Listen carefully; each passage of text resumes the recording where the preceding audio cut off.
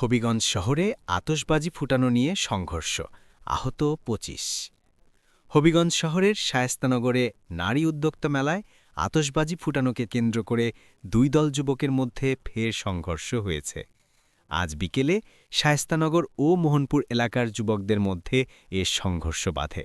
এ সময় ধাওয়া পাল্টা ধাওয়া ও ইটপাটকেল নিক্ষেপে অন্তত ২৫ জন আহত হয়েছেন।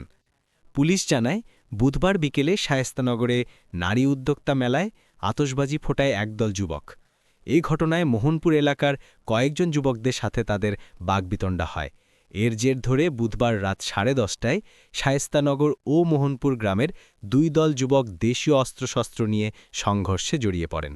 এতে পুলিশসহ ৩০ জন আহত। এই ঘটনার জের ধরে আজ বিকেলে আবারও দুই দল সংঘর্ষে জড়ান। খবর পেয়ে পুলিশ ও সেনাবাহিনী ঘটনাস্থলে পৌঁছে পরিস্থিতি নিয়ন্ত্রণ করে।